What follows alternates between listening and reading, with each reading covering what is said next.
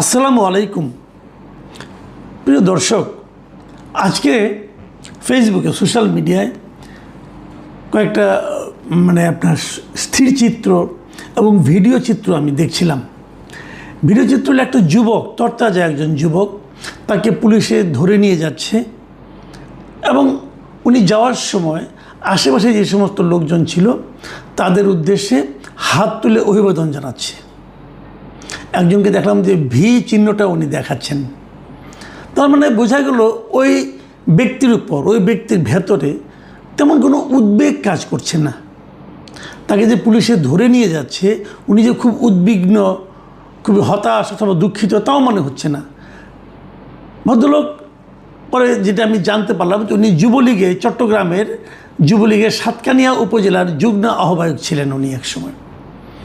এবং সে হয়তো ভেবেই নিয়েছে রাজনীতি করি, রাজনীতি করলে তো এরকমভাবে অ্যারেস্ট হতেই হবে, এবং সেভাবেই উনি অ্যারেস্ট হচ্ছেন এরকমই বোঝা যাচ্ছিল তার আচার আচরণ দেখে, গেস্টার দেখে। ভিডিওগুলি খুবই স্পষ্ট, উনি হাসি মুখেই যাচ্ছেন। এবং ওনাকে যে মামলায় অ্যারেস্ট করা হয়েছে সেটা হলো 2024 সালের চট্টগ্রামের সাতকানিয়া থানার একটা বিস্ফোরক আইনের একটা মামলায় তাকে গ্রেপ্তার করা হয়েছে।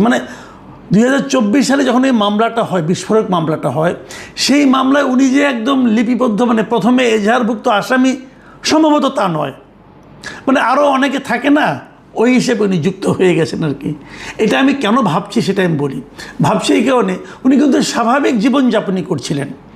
ওনার ভাই বলছিলেন একটা পত্রিকাকে যে এলাকায় একটা জমি নিয়ে বিএনপি এবং জামাতের কয়েকজন স্থানীয় নেতার সঙ্গে তাদের একটা বিরোধ ছিল, এবং সেই বিরোধ নিষ্পত্তির জন্য ওই ভদ্রলোক মিস্টার নুরুল আলম তিনি ওই সাতকানিয়া ভূমি অফিসে গিয়েছিলেন শুনানি করার জন্য। এরকম কিন্তু ভূমি নিয়ে ঝামেলা হলে শুনানির জন্য তারা ডাকে ভূমি অফিস, সেখানে উনি গিয়েছিলেন শুনানির জন্য, এবং সেখানে থেকে তাকে ধরে নিয়ে যাওয়া হয়। তার মানে ওনার ভাইয়ের বক্তব্য থেকে মনে হচ্ছে যাতে শুনানিতে যে অংশ নিতে গিয়েছে এবং এই বিরোধটাকে প্রেশার দেওয়ার জন্য অথবা অন্য কোনো কারণে তাকে ওইখান থেকে ধরে নেওয়া যাওয়া হয়েছে। 2024-এর মামলা 2026-এ ওনাকে গ্রেপ্তার করা হইল। আচ্ছা, এখন করার পর তারপরে তাকে কিন্তু আবার কারাগারেও পাঠিয়ে দেওয়া হয়েছিল, জেলখানায় পাঠিয়ে দেওয়া। জেলখানায় গিয়েছে গতকালকে, আজকে শেষ, মারা গেছে। এই যে ঘটনাটা, বুধবার সকালে তাকে, সে নাকি অসুস্থ হয়ে পড়ছিল কেন্দ্রীয় কারাগারে, সেখান থেকে তাকে হাসপাতালে নিয়ে যাওয়া হয় এবং ডাক্তার তাকে মৃত ঘোষণা করেন।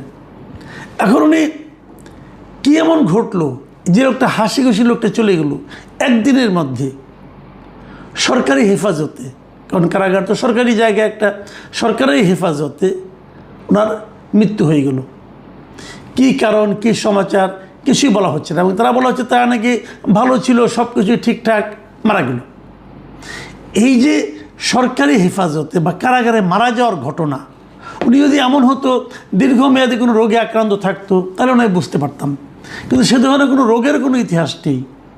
উনি কি হার্ট অ্যাটাক করে মরেছেন নাকি, ডাক্তাররা তো নেওয়ার আগেই সে মারা গেছে।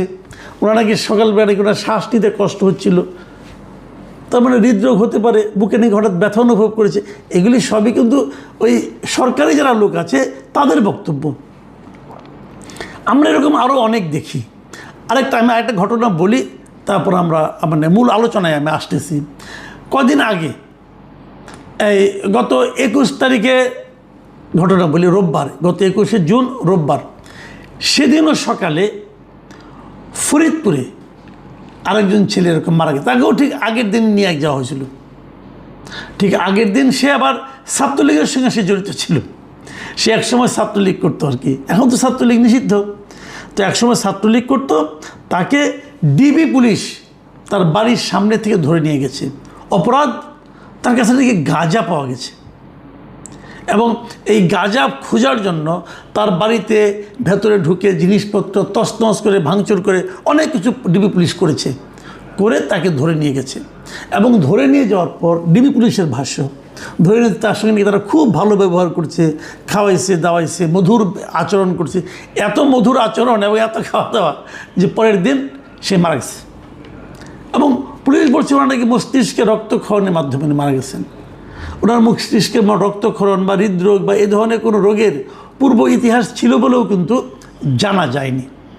এখন পুলিশের কাছে যাওয়ার পরে উনি হঠাৎ করে এই রোগে আক্রান্ত হলেন এবং তারা মারা গেলেন। এবং ওনার অপরাধ, ওনার কাছে গাঁজা পাওয়া গেছে। গাঁজা কোথায় পেল? ওর পরিবারের লোকজন বলছে বাড়ির সামনে এসে দাঁড়িয়েছিল, পুলিশ দাবি করছে গাঁজা পাওয়া গেছে। আমরা বিভিন্ন সময় এগুলি দেখি এবং বিভিন্ন মুভিতেও আপনি দেখবেন যে চট করে একটা পকেটে ঢুকিয়ে দিয়ে বলে এই গাঁজা পাওয়া গেছে। গাঁজা উদ্ধারের নামে ওই ছেলেটার জীবনটাই শেষ হয়ে গেল।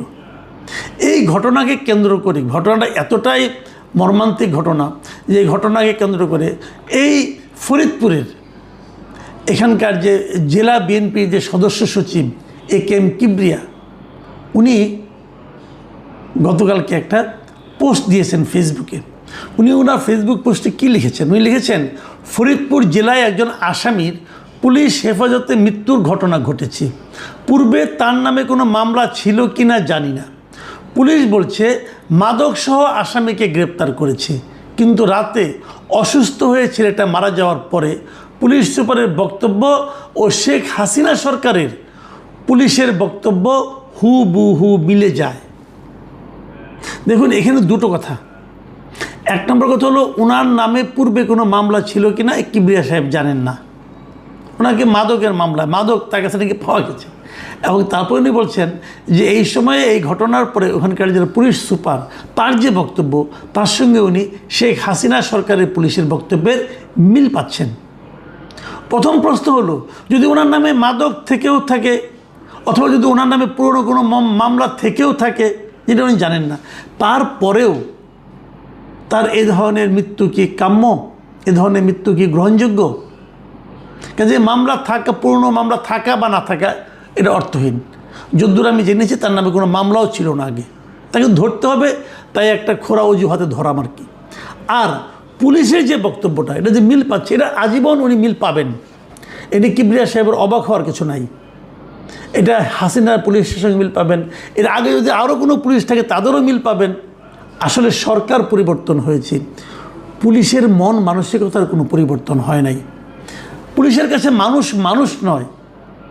এই যে ঘটনাটা, এই যে মাদকের সঙ্গে জন্য যাকে ধরা হয়েছে, যে ছেলেটাকে, এই ছেলেটাকে ধরার পর তার মার সামনেই মারা হয়েছে এবং তার ফ্যামিলির লোকজন সবাই জানে। তার মা ওখানে দাঁড়িয়েছিল, বাড়ির সামনে থেকে ধরছে রে ভাই, সবার সামনে তাকে মারছে। পুলিশকে মারতে পারে? ডিবি পুলিশকে কারো গায়ে হাত, যদি তার হাতে মাদক থেকেও থাকে, ধরলাম তার কাছে মাদক আছে, যেটা আমি বিশ্বাস করি ছিল না, আমি বিশ্বাস করি তাকে এনে প্ল্যান্ট করা হয়েছে, আমার ধারণা। কিন্তু যদি ধরলাম আছে মাদক, আমি ডিবি পুলিশকে বলি আপনি মারতে পারেন ভাই, তাকে আপনাকে মারার ইখতিয়ার কে দিল? কোন আইনে আপনি তাকে মারলেন বলেন?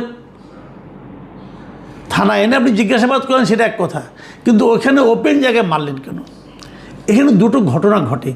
ঘটনা হলো, এক নম্বর কথা, এই মুহূর্তে যদি কেউ ছাত্রলীগ করে অথবা ছাত্র পরিবারের কেউ ছাত্রলীগ করে অথবা যুবলীগ করে অথবা আওয়ামী লীগ করে, তাহলে তাকে মারার এক ধরনের বৈধতা এই দেশে তৈরি হয়েছে। তুমি ছাত্রলীগ, তুমি স্বৈরাচারের দোসর, তুমি যুবলীগ, অতএব তোমাকে আমি মারতে পারি। এই ধরনের একটা বৈধতা সমাজে অন্তর্বর্তীকালীন সরকারের সময় প্রাতিষ্ঠানিক রূপ পেয়েছিল, এখনও সেটা বহাল আছে। যেটা আমরা আওয়ামী লীগের প্রতিষ্ঠা বার্ষিকী উপলক্ষে যে অনুষ্ঠানে কোনো আয়োজনই হয় নাই, তাকে কেন্দ্র করে আমরা বিভিন্ন জায়গায় দেখেছি এবং সাংবাদিককেও প্রভাবিত হতে দেখেছি। এটা গেল একটা দিক। দ্বিতীয় আরেকটা দিক হলো, এই যে পুলিশগুলি যারা ধরেছে, এই যে 12-13 জন গিয়েছিল, ওখানে যিনি ওসি ছিলেন, আচ্ছা এদের নিয়োগ কি অন্তর্বর্তীকালীন সরকারের আমলে হয়েছে অথবা বিএনপি সরকারের আমলে হয়েছে? হয়নি। কিন্তু এদের কিন্তু নিয়োগ হয়েছিল আওয়ামী লীগ আমলেই অথবা তারও আগে।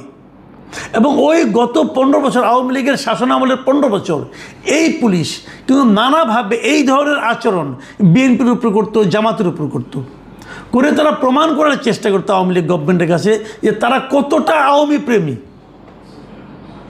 এবং তারা এখন প্রাণপণে চেষ্টা করছে প্রমাণ করার জন্য যে আওয়ামী লীগের লোকদেরকে মেরে ধরে হত্যা করে পিটিয়ে প্রমাণ করার চেষ্টা করছে যে আমরা কতটা বিএনপির লোক হয়ে গেছি অথবা কতটা জামাতের লোক হয়ে গেছি। এই পুলিশ কিন্তু পেশাদার পুলিশ না, এই পুলিশ হলো পেশাদারিত্বের মাধ্যমে, পেশাদারি বলবো না আমি, একটি পেশাদার সন্ত্রাসের মতো তাদের আচরণ। তারা তাদের অপকর্মের মাধ্যমে সরকারের বিশ্বাসভাজন, সরকারের আস্থাভাজন হওয়ার চেষ্টা করছে। এখান থেকে সরকার কি করবে? সরকার যদি এগুলোকে প্রশ্রয় দেয় তাহলে কি হবে? আগামী যে সরকার আসবে তার সময় তারা এই কাজই করবে। পুলিশকে পেশাদার পুলিশ হতে হবে। সেটা কি পুলিশ হতে পেরেছে? তার কাছে 2 পুরিয়া গাঁজা পাওয়া গেছে, অতএব তাকে মেরে ফেললে কিছু হবে না। ওসিকে প্রত্যাহার করা হয়েছে, ধরা যাক কি হলো, ওসিকে প্রত্যাহার হলো, যে যার জান গেল সে ফিরে আসবে, তার ফ্যামিলি সেই শোক শেষ হবে। ওসিকে প্রত্যাহার করা হয়েছে, এটা কোনো শাস্তি? ওসিকে প্রত্যাহার করে আপনি আরেক জায়গায় তাকে পোস্টিং দেবেন 2 দিন পরে। কিন্তু এই যে একটা হত্যাকাণ্ড ঘটল, এর প্রতিকার কীভাবে সম্ভব? এই তাকে প্রত্যাহার করা হয়েছে, এই সংবাদ শোনার পর এদেশের সব মানুষ কি শান্তি পাবে যারা এই নিউজ পড়বে? অথবা যে বিএনপির নেতায় বিবৃতি দিয়েছেন উনিও কি স্যাটিসফাইড হবেন? এই প্রশ্নগুলি কিন্তু থাকবে রে ভাই। আজকে আরেকটা জিনিস দেখলাম, বগুড়ার একজন ডাক্তারকে, যিনি নাকি এলাকায় গরিবের ডাক্তার নামে পরিচিত, তাকে গ্রেপ্তার করা হয়েছে। তাকেও পুরনো একটা মামলা, সন্ত্রাসী মামলা দেখে তাকে গ্রেপ্তার করা হয়েছে। এইভাবে আইনের শাসন প্রতিষ্ঠিত হবে? আমি সরকারকে, সরকারের সংশ্লিষ্ট মন্ত্রণালয়কে এই প্রশ্নই করতে চাই, ভাই আইনের শাসন প্রতিষ্ঠা আর এগুলো ঘটতে দেওয়া এক কথা নয়।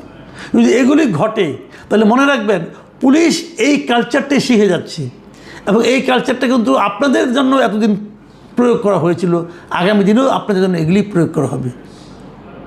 এটা কতদিন চলবে মিউজিক্যাল চেয়ারের মতো? প্রিয় দর্শক, এখন এ পর্যন্তই। কিন্তু